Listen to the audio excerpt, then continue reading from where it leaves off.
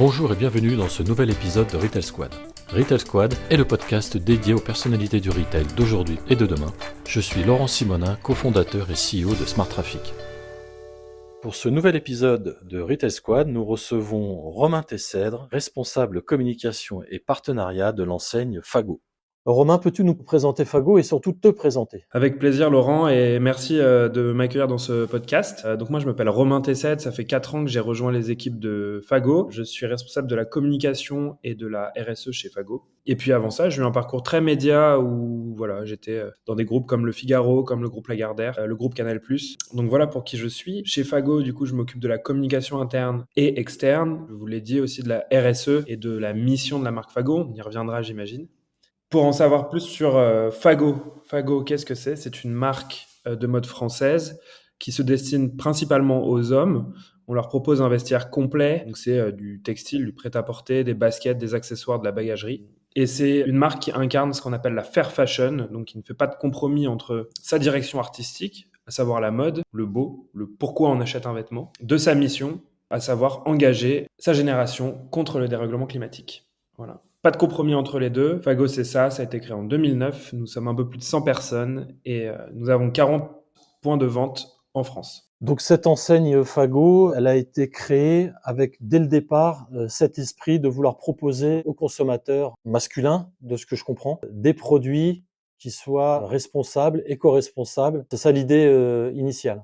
Oui, exactement. C'est exactement ça l'idée. C'est vrai que comparé à d'autres marques, tout secteur confondu, Fago en fait a une particularité, c'est qu'elle est nativement conçue comme ça et que depuis 2009, quand la marque a été créée par Nicolas Rohr et Frédéric Munier, la marque en fait a suivi un cheminement. Contrairement à d'autres marques, elle est née comme ça. En fait, elle n'a pas eu à se doter, par exemple, d'une mission ou d'une raison d'être. C'est un peu la particularité de Fago sur le sujet. Et le but, effectivement, donc ça a commencé par de la basket, puis du textile, puis de la bagagerie, sur le web, puis dans des boutiques. Le but, c'est effectivement que nos clients soient bien dans leurs vêtements, aiment les porter parce qu'ils sont beaux, mais en plus de ça, que ces vêtements impactent le moins possible le climat et engendrent le moins possible ce phénomène de dérèglement climatique. Donc notre rôle, c'est de faire des belles choses et surtout de réduire l'impact CO2 carbone de nos produits. Donc réduction de l'empreinte carbone, est-ce que ça veut dire que tous vos produits sont fabriqués en France ou en tous les cas le plus proche possible de son marché ? Alors, nous, on a choisi une mission qui est écrite dans nos statuts juridiques tels quels, qui est engager notre génération contre le dérèglement climatique. Le principal indicateur que l'on va suivre, c'est l'indicateur CO2, l'indicateur carbone. Et pour ce faire, on utilise plein de méthodes, les méthodes du bilan carbone, les méthodes d'analyse de cycle de vie. On travaille en bêta-testeur sur l'affichage environnemental, etc. Et ça permet de découper en fait la pollution qu'engendre Fago et on s'aperçoit que c'est engendré à 70% par ces matières premières. Et donc, on fait un gros travail sur les matières premières. On fait un gros travail sur les endroits de production qui ne sont pas tous en France. On en a certains au Vietnam, par exemple, pour les baskets dont les semelles sont en caoutchouc naturel. On ne trouve pas de caoutchouc naturel en France et donc on va concevoir à proximité de là où on peut en trouver. Et donc, on a un modèle pas situé que en France. Et justement, on va aller chercher plus le made how, comment on fait les choses, que le made in, là où on fait les choses. Même si, évidemment, on est très attentif à l'endroit où c'est fait et comment c'est fait sur place.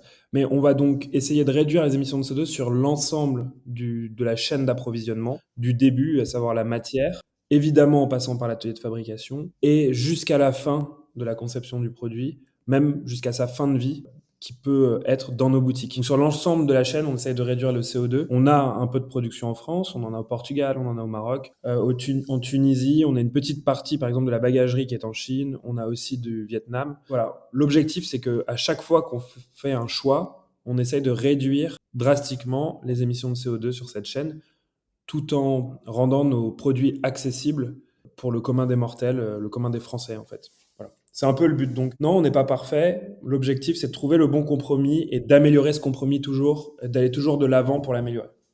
Donc de ce que je comprends, Romain, les débuts de Fago en matière de distribution ont été très orientés sur le format e-commerce. Tu précisais il y a quelques instants que vous aviez commencé à ouvrir des boutiques. Qu'est-ce qui a réellement motivé cette idée d'ouvrir des boutiques ? Est-ce que c'est là encore l'idée de vouloir réduire au maximum l'empreinte carbone. Est-ce que vous avez réussi à trouver un équilibre entre réduction des empreintes carbone liées à moins de transport, moins d'expéditions, versus des formats de points de vente qui, eux aussi, sont très peu émetteurs de CO2?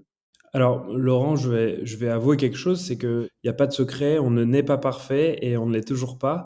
Mais j'ai parlé tout à l'heure de cheminement, de trajectoire que l'on veut prendre. Je ne veux pas parler pour les cofondateurs de la marque, mais je pense que quand une marque se crée, on arrive avec une première idée qui peut elle-même cheminer, un business plan qui peut lui-même changer, évoluer, se transformer un petit peu. Et au tout début, par exemple, Fago lance une première basket. Et quand je dis que nativement ces questions arrivent, c'est que sur Business Plan, il décide de faire un bilan carbone avant même que la première basket sorte. Donc déjà, ça, c'est une petite anecdote pour voir d'où vient cet engagement, d'où vient cette mission. Et tout comme notre mission, au tout début, on avait 0% de matières recyclées. Aujourd'hui, on a 80% de nos pièces qui intègrent partiellement ou intégralement des matières recyclées. Donc, en fait, on évolue aussi bien, entre guillemets, l'atteinte de notre mission, qu'on n'atteindra probablement jamais, mais en tout cas, on évolue sur ce genre de sujet. On peut changer des pays de production, on peut rajouter des matières recyclées, on peut limiter le transport, tout comme sur le business model et la manière de faire. Chez Fago, ça a commencé en 2009, notamment par de la revente multimarque, du wholesale et du web. Et à partir de 2015, effectivement, la première boutique en propre Fago a vu le jour, tout simplement pour accélérer la notoriété de la marque, pour avoir un premier point de vente physique et aussi parce que l'on croit au modèle d'omnicanalité chez Fago et on pense qu'on doit exister auprès de nos divers clients, aussi bien pour ceux qui aiment consommer sur le web que ceux qui aiment être rassurés dans un univers Fago, que ceux qui vont dénicher des produits chez ce qu'on aime bien appeler nos experts, à savoir les revendeurs multimarques qui décident de revendre Fago. Donc voilà en fait comment ça a fait. Et le modèle Fago, et sur son modèle de marque, et sur son modèle de mission, ont avancé progressivement, tous les deux. Le but final, c'est qu'un jour, on puisse piloter l'activité de Fago aussi bien financièrement que, entre guillemets, avec le carbone qu'elle émet. Qu'on arrive à prendre des décisions qui impactent à la fois sa rentabilité de manière positive que son impact en termes de réduction. Voilà, donc nos premières boutiques, ce serait mentir que de dire que c'était pour réduire un impact carbone. Non, c'était pour suivre un business plan, pour que la marque aille bien et pour que nos clients puissent nous retrouver partout. Pour l'omnicanalité, donc dans le but d'un business plan. De l'autre côté, on a cette mission qui avance et on va y venir, mais les boutiques, évidemment, premières ambassadrices de la marque Fago, avec les forces de vente de la marque qui vivent dans ces boutiques. Les boutiques doivent être les premiers ambassadeurs de la mission de Fago. Et donc, le business plan, le modèle de la marque avance, la mission avance de l'autre côté, mais en fait, progressivement se rejoignent et doivent se rejoindre à terme. Et chez Fago, à date, c'est le cas sur beaucoup de sujets, pas sur tous, mais ça, c'est comme ça qu'on avance. D'accord, très clair. Il y a quelque chose là que tu viens de dire qui m'a interpellé parce que je suis moi-même convaincu de l'utilité du point de vente physique et de l'ancrage, on va dire, dans le monde réel, pour prendre un terme générique. Et donc là, de ce que je comprends, chez Fago et toi par la même occasion, vous pensez que le point de vente physique est nécessaire finalement à l'ancrage durable d'une marque? Ou est-ce que tu penses que on pourrait tout faire online et oublier tout simplement le point de vente? Chez Fago, en tout cas, on y croit, on a plaisir à ouvrir de nouvelles boutiques, à sélectionner de bons emplacements et surtout à faire en sorte que nos boutiques soient à l'image de la marque, soient vraiment ambassadrices de ce qu'on veut. C'est-à-dire qu'une boutique, ça doit porter un univers, par exemple par un concept architectural. Chez Fago, nous, nos vêtements, on les conçoit, par exemple, notre direction artistique chez Fago, c'est habiller ceux qui veulent vivre pleinement leur vie d'urbain en ville, mais qui ont besoin aussi d'aller se ressourcer dans la nature, dans la forêt. Et donc, il nous faut des vêtements urbains outdoor qui permettent de passer de l'un à l'autre facilement, sans savoir à se changer tout le temps. Donc ça, typiquement, c'est une de nos consignes quand on va dans une boutique, quand on ouvre une nouvelle boutique. C'est une de nos consignes que de faire transparaître cette direction artistique dans les éléments physiques de la boutique, etc. En fait, une boutique, c'est un univers. Un site web, ça l'est aussi. Mais on vient vraiment vivre une expérience dans une boutique. Et nous, c'est ce qu'on va faire chez Fago. Et j'imagine que tu le sais, hein, Laurent, mais dans la mode, c'est très important, justement, que cet univers soit maîtrisé et qu'il soit parfaitement en ligne avec la marque. Et c'est ce qu'on va faire chez Fago. Et évidemment, on a fait en sorte que ce soit à la fois beau, mais à la fois que, en termes d'émissions de CO2, on soit, entre guillemets, le plus bas possible. exactement dans la même lignée que ce qu'on peut faire avec la collection Fago, avec les t-shirts, les vestes, les baskets. On a, nous, une boutique Fago pas loin de nos bureaux à Boulogne-Billancourt. Et effectivement, la question que je me posais, c'est est-ce que cet univers, ces expériences là, qu'on peut vivre quand on rentre dans une boutique Fago, on la retrouve, elle est la même dans toutes les boutiques Fago que vous pouvez ouvrir? Est-ce que vous dupliquez comme ça systématiquement le modèle de sorte à ce que le visiteur, lui, qu'il rentre dans une boutique à Paris, je grossis le trait, peut-être demain à New York ou je sais pas où, il a la même expérience et il est dans le même univers? Alors, Laurent, déjà, New York, ce serait génial, mais c'est vrai qu'aujourd'hui, on a une quarantaine de points de vente en France, donc dans toutes les grandes villes françaises, presque dans toutes les grandes villes françaises. Effectivement, la boutique de Boulogne, donc pas loin de vos bureaux, donc c'est une boutique qui a moins d'un an, et donc ça m'amène, pour répondre clairement à ta question, à date, ce n'est pas le cas, mais demain, oui, ce sera le cas. À la peu de choses près qu'évidemment, on a des responsables de boutique, des conseillers de vente qui, eux, ne sont pas les mêmes, qui vivent tous de la même manière la mission de la marque et qui aiment tous de la même manière la direction artistique de la marque, mais qui, par leur tempérament, leur caractère, évidemment, feront vivre la marque et heureusement de manière peut-être légèrement différente dans une ville ou dans une autre. C'est le seul point à terme qu'on aimerait avoir de différent et on aimerait évidemment pouvoir retranscrire l'univers de la marque partout de la même manière. Précisément dans la boutique de Boulogne. C'est notre nouveau concept architectural que nous avons lancé il y a maintenant 2 ans. Alors, je ne sais pas si on peut toujours dire nouveau il y a 2 ans, mais pour nous, ça reste quand même toujours nouveau. C'est un changement qui était quand même drastique. C'est-à-dire qu'on a pris tous les anciens meubles, les anciens revêtements, la manière de présenter les choses, la caisse, en fait tous les éléments de la boutique Fago. Et à la fin du confinement, on s'est dit, allez, pour que ce soit vraiment une boutique ambassadrice de la mission de Fago et de l'ADA de Fago, pour incarner cette fair fashion, on va tout revoir. Et donc on s'est amusé, c'est un grand mot, amusé, mais en tout cas on a beaucoup travaillé sur le fait d'aller sourcer des nouvelles matières, comme dans la collection d'aller chercher des matières recyclées. Et dans cette nouvelle boutique, qui du coup a vu le jour, on a par exemple 40% de matières recyclées. Quelques éléments pour ceux qui ont envie après ce podcast d'aller découvrir une boutique, notamment celle de Boulogne. En fait, dans cette boutique, il y a par exemple tous les supports de table et la caisse, par exemple. C'est un terrazzo de chips de plastique recyclés. On va avoir par exemple de la végétation qui est soit stabilisée, soit elle-même recyclée. C'est pas facile à trouver. Dans les cabines, quelques éléments. Les cabines, on a par exemple un rideau qui est en coton recyclé pour pouvoir se changer, et à l'intérieur un papier peint à partir de fleurs végétales stabilisées. Et en fait, tous les éléments de la boutique, que ce soit le bois, parce que le bois c'est très important pour nous, qui viennent de forêts françaises, donc sourcées dans des forêts du coup certifiées FSC, etc. Que ce soit le bois ou le pot de la plante chez Fago qui a un éco-pot qui est lui-même recyclé, ou les peintures qui sont faites à base d'algues. En fait, on est allé chercher vraiment du recyclé et un peu de biosourcé comme je l'ai dit. Voilà. Tous les éléments ont changé. On a essayé de prendre du moins lourd, on a essayé de changer les matériaux, de les prendre plus proches. Et en fait, rien que l'univers, quand on rentre dans cette boutique Fago de Boulogne, en fait, on rentre sans forcément le savoir dans ce qu'on peut appeler de la fair fashion. Alors on reviendra sur cette notion de fair fashion parce qu'effectivement c'est quelque chose sur laquelle je voulais revenir dans la deuxième partie de ce podcast. Mais juste pour terminer ces concepts store finalement sur ces nouveaux concepts de points de vente que vous ouvrez. Donc alors j'imagine comme ça, mais je pense que je dois pas être trop dans le faux, que bien évidemment et malheureusement quelque part aussi ce sont des concepts de magasins qui doivent coûter plus cher à mettre en œuvre et que se répercute sans doute sur le prix des articles qui y sont vendus. De ce fait-là, est-ce que Fago se positionne plutôt dans un segment CSP+, que dans une catégorie de produits plus dédiés à la consommation de masse? Alors, justement, ça a été un sujet, effectivement, quand on change de concept architectural, il y a potentiellement le souci du coût qui va intervenir. Chez nous, ça a été un enjeu. On ouvre énormément de boutiques, on est une marque qui a une belle croissance saine, et pour que ça reste comme ça, il a fallu effectivement continuer de faire des choix quand on a développé ce concept-là.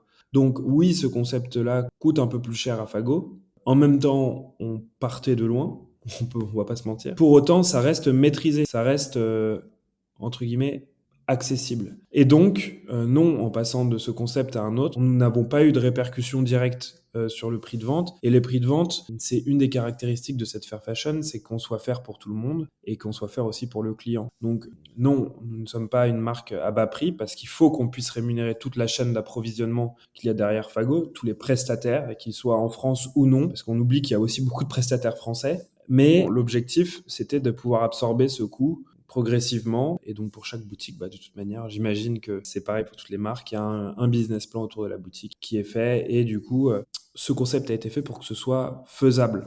Voilà, pour que ce soit envisageable. Après, Fago a un type de boutique aussi. C'est la boutique de centre-ville, 40-50 mètres carrés. Mais c'est pas des très grosses boutiques finalement, donc vous arrivez aussi de ce fait-là à contenir un peu le coût. Je comprends ça. Exactement, c'est pas des très grosses boutiques. Et puis, il y a aussi des choses que l'on fait, que tout le monde peut faire, qui sont plus responsables, entre guillemets, et qui coûtent, entre guillemets, moins cher. C'est de se dire que quand on arrive dans un local, on ne détruit pas toute la coquille de l'existant. Parce qu'en fait, effectivement, refaire un existant, refaire une coquille de magasin, c'est quelque chose qui engendre énormément de travaux et du coup du CO2. Et ce n'est pas parce que on avait prévu de mettre, on a un carrelage qui est prévu, très beau, grès cérame, cradle to cradle. Bon bref, il est très sympa. Mais s'il y a déjà un beau parquet sur place, non, évidemment, il faut pas l'enlever. Donc peut-être que oui, pour la réponse de tout à l'heure, il y aura peut-être des petits changements de boutique en boutique. Mais il y a aussi ça qui compte, c'est ne pas refaire à chaque fois et optimiser de la meilleure des manières. Donc finalement, que ce soit pour la conception de vos produits, le choix de vos produits, la création et la conception de vos magasins, vous analysez systématiquement la façon la moins émettrice de CO2, la moins polluante. Exactement. Et du coup, j'ai un chiffre pour conclure un petit peu sur cette question. Alors oui, peut-être que ça coûte un petit peu plus, mais on s'est amusé à faire le bilan carbone de cette boutique avant et après. Eh ben, le bilan carbone avant-après donne le résultat suivant. Presque moins 30%, je crois que c'est moins 28 ou moins 29% de CO2 sur ce nouveau concept, parce qu'on a changé le matériel, on a changé les revêtements, la peinture, etc. Tous ces choix font qu'on a moins 30% à peu près de CO2 du concept d'avant au concept d'après. Donc c'est hyper intéressant. Et dans les matières que j'ai pas citées, il y a énormément de réutilisation. On a un mural pour mettre notre bagagerie. Ce mural, le revêtement, c'est assez épais, on dirait presque un revêtement pour isoler phoniquement. En fait, c'est une matière qui est faite à base de chutes de l'industrie franco-belge, c'est du textile, et qui sont compressés et qui font des blocs qui permettent du coup de faire ce mural assez intéressant. Donc en fait, on est dans la revalorisation de matériel. Et en fait, tous ces exemples qui font que on arrive à ce moins 30%. Et on aurait pu dépenser énormément plus de sous, je pense, et peut-être arriver à descendre encore plus en termes de CO2. Peut-être pas à 100, ça j'en sais rien. Déjà 30%, c'est un beau résultat, hein. C'est un beau résultat et à date, c'était ce qui était faisable pour Fago. Donc ça, c'était la première chose, c'était créer un concept qui soit envisageable. Bien sûr, être raisonné, je viens de le dire, pour ne pas détruire de l'existant. Et ensuite, c'est de pouvoir le déployer, mais c'est surtout que toutes les anciennes boutiques, progressivement, puissent évoluer vers ce concept-là. Et donc, on est en cours, progressivement, de transformation, entre guillemets, du reste du parc de boutiques existants, historiques, pour y arriver. Donc, quand on va chez Fago aujourd'hui, on peut trouver une nouvelle boutique, on peut en trouver une ancienne, mais, entre guillemets, toutes convergent à nouveau vers ce même but. Tu évoquais l'aspect un peu recyclage de certains matériaux lorsque vous ouvrez une boutique. Est-ce que c'est quelque chose qui serait aussi dans la stratégie de Fago d'en faire de même avec vos articles? Est-ce que vous pourriez demain proposer à vos clients de ramener les articles lorsqu'ils s'en servent plus, lorsqu'ils en veulent plus, pour que vous puissiez ensuite vous les recycler ou que sais-je? Eh bien, c'est exactement ce qu'on fait. L'objectif, c'était en construisant cette nouvelle boutique, évidemment, on avait envie que ce soit plus joli qu'avant. Évidemment, on voulait que ça mette moins de CO2 qu'avant, mais on voulait clairement créer une expérience. C'est le but des boutiques Fago, c'est de créer une expérience. Chez Fago, quand on rentre dans une boutique, en fait, c'est assez simple. On vend clairement des pièces, des vêtements, des baskets, etc., qui sont conçus potentiellement à partir de matières recyclées, tout comme je le citais pour la boutique. Ça, c'est la première chose. On peut venir acheter des vêtements, mais à partir de matières recyclées. Ça, j'ai envie de dire, toutes les enseignes vendent des vêtements, pas toutes avec des matières recyclées, mais bon, il faudrait que tout le monde le fasse, que ce soit chouette. Ça, c'est simple. Mais pour aller plus loin, parce qu'on le sait tous, on achète un vêtement, on le porte, et puis après, il y a des aléas. Dans la vie du vêtement, il y a des aléas. Il y a le bouton de la chemise qui tombe, qu'on ne sait pas recoudre. Ça arrive, tout le monde ne sait pas recoudre un bouton de chemise. Il y a le trou au niveau du jean, parce que, je sais pas, on a fait n'importe quoi avec. Il y a tout simplement la pièce ne nous plaît plus.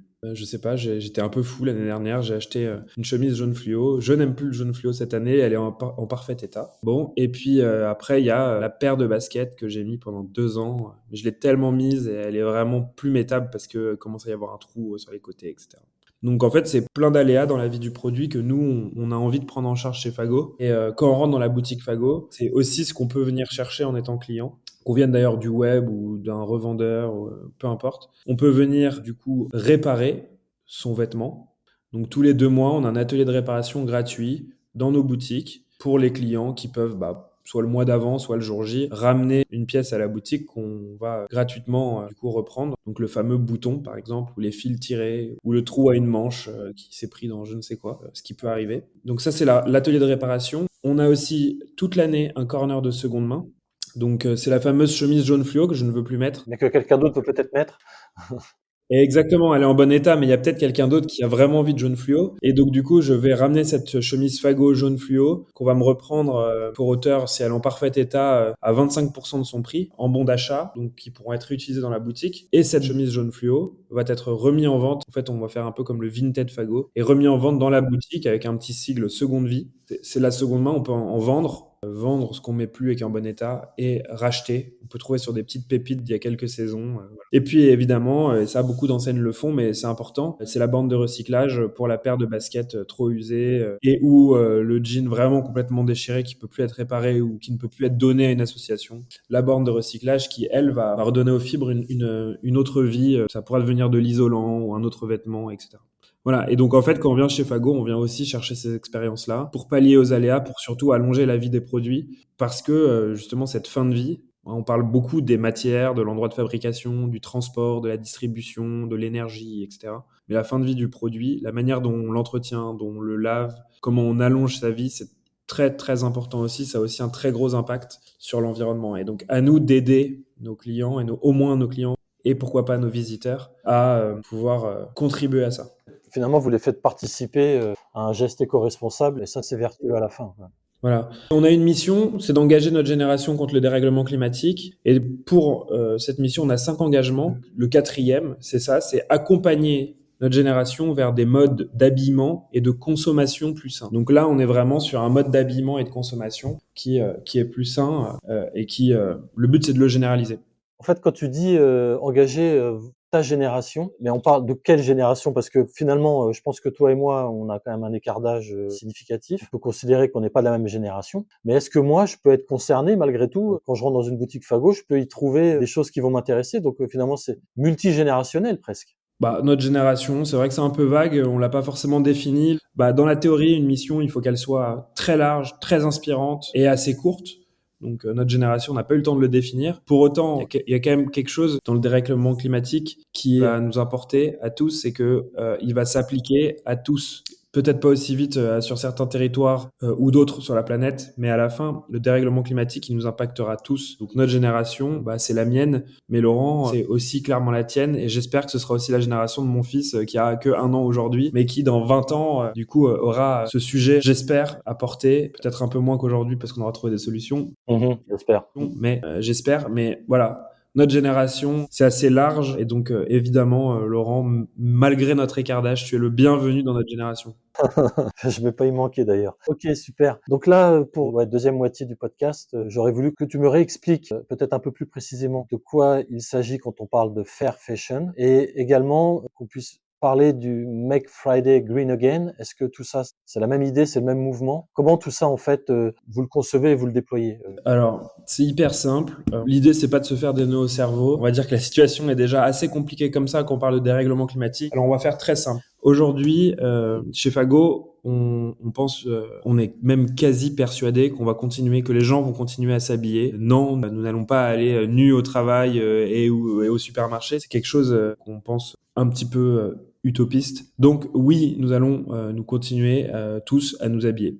Non, jusque-là, je te suis, sauf si tu vis au Cap d'Agde, mais bon, a priori, c'est Le problème, je vais essayer de mettre un périmètre sur le territoire français, parce que ça va être plus simple, même si c'est global, hein.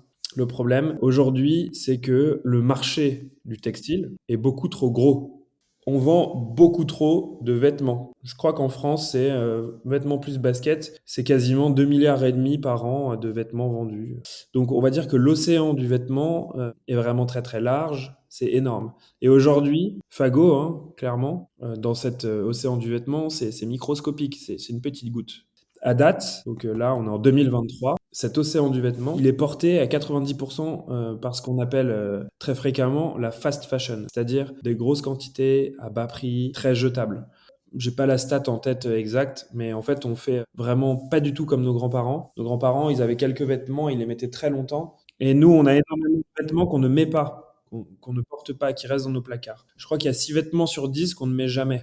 Donc aujourd'hui, Fago fait partie de cette fair fashion qui est face à la fast fashion, qui représente Fago, c'est une goutte. La fair fashion, bon, il y a quelques autres marques comme Fago qui font des efforts. On va mettre dans cette fair fashion, mais voilà, c'est 5%, 10% de l'océan. C'est rien. Donc ça, c'est 2023. Dans 20 ans, qu'est-ce qu'il faudrait? Même pas dans 10 ans, dans 15 ans, qu'est-ce qu'il faudrait? La première chose, c'est diminuer par deux l'océan. Le gâteau, on le coupe en deux. On n'a plus besoin des 2,5 milliards de vêtements. En fait, on en a vraiment besoin qu'un milliard, 1,2 milliard. C'est déjà largement suffisant. En fait, on pourrait déjà habiller tout le monde avec ça. Il n'y a pas besoin d'en vendre autant. Et la deuxième chose, c'est que on puisse rééquilibrer, voire réinverser les marques qui vendent des vêtements sur ce marché. Et donc, par exemple, que la fast fashion ne représente plus que 40 ou 50%, et que ce profil-là, la fair fashion et Fago, puissent grandir pour prendre les places, pour vendre des produits qui émettent le moins de CO2 possible.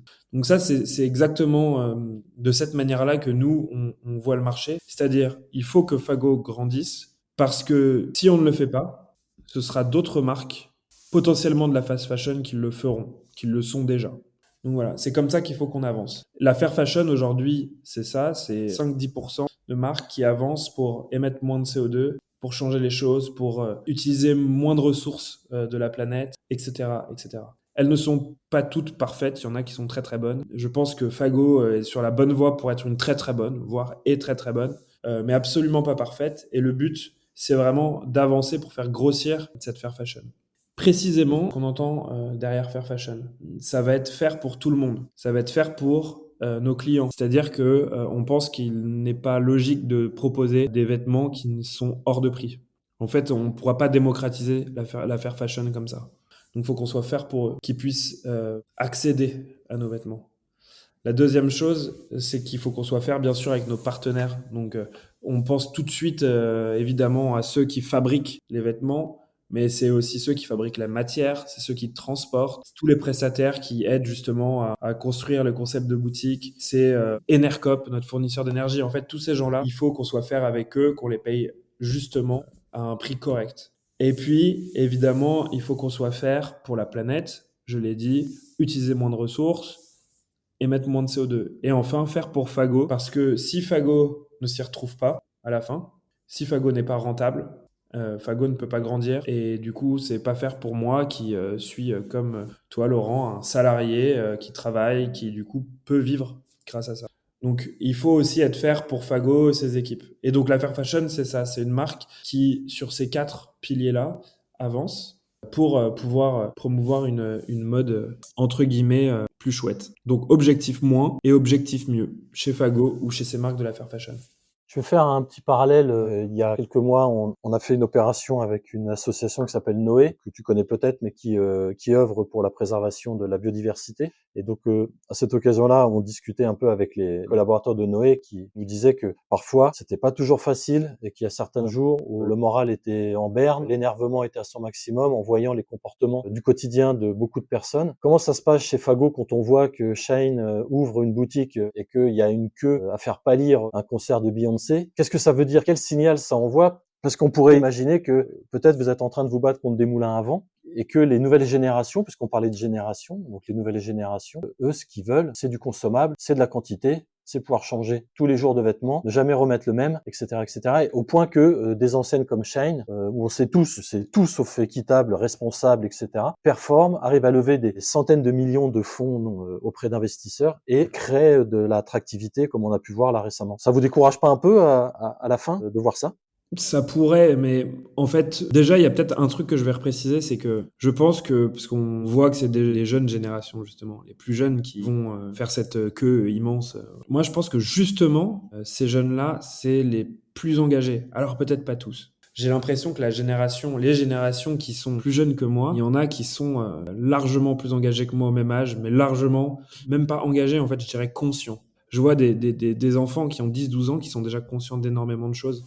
Moi, mais j'étais dans un autre monde hein, à cet âge-là. J'étais clairement dans un autre monde. Donc non, ce n'est pas décourageant parce que je pense que c'est eux justement qui portent la suite. Ça pourrait l'être, mais il y a un phénomène qui s'appelle l'éco-anxiété qui se retrouve énormément pour tous ceux qui font des études justement sur des masters de RSE ou les gens comme moi qui fouillent un petit peu, même si on comprend pas tout hein, dans plein de choses, sur l'agriculture, l'énergie, l'industrie, etc. Le climat, on comprend pas tout, mais en fouillant, c'est vrai que c'est un petit peu, on peut avoir ce phénomène d'éco-anxiété. Mais oui, bah, on a tous le droit d'être découragé certains jours. Je pense que le but, c'est vraiment de faire abstraction de ça. Il y aura toujours les bons et les mauvais. Le but, c'est de se concentrer sur les bonnes choses et de faire avancer les bonnes choses. Donc non, on n'est pas découragé et je suis persuadé qu'un jour, et les marques comme nous, et les groupements, on parlait d'un groupement comme Make Friday Green Again, mais il y en a plein d'autres, j'en ai encore entendu parler d'un hier aux informations.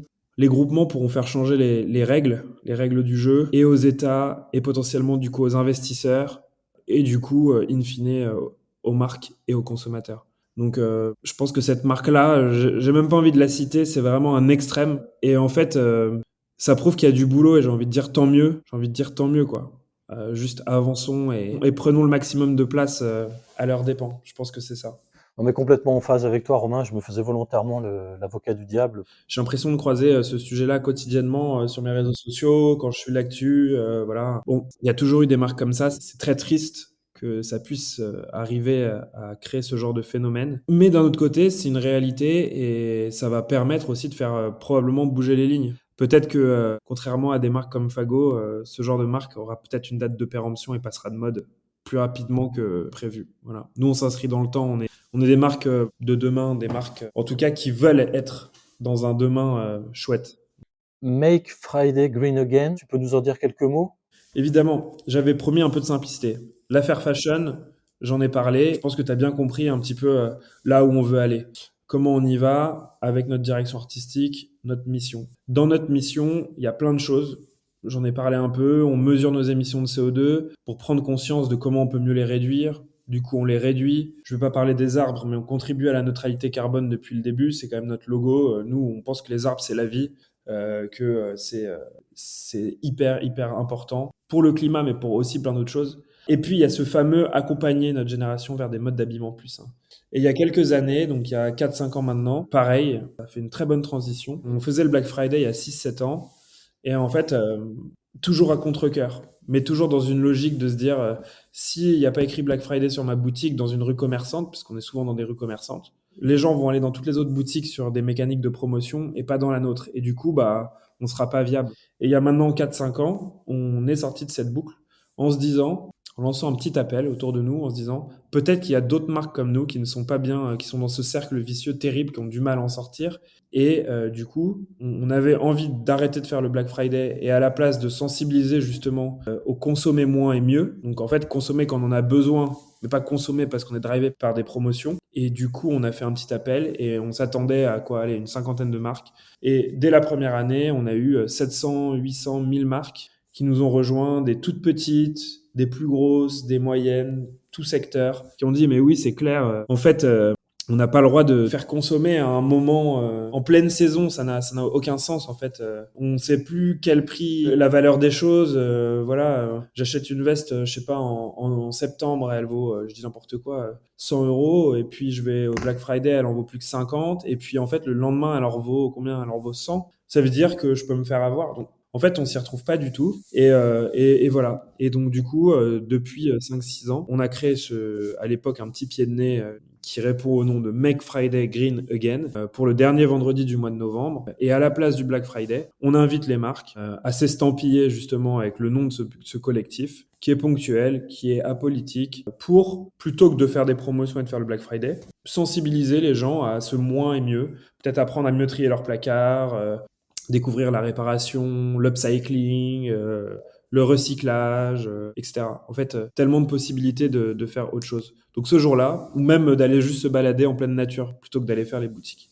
Voilà. Donc ce jour-là, on essaye en tout cas de montrer que la notion de besoin, elle est très importante et que ça sert à rien d'avoir 50 vestes dans son placard parce qu'en fait, on en a besoin que de une ou deux au quotidien. Donc c'est ça, Make Friday.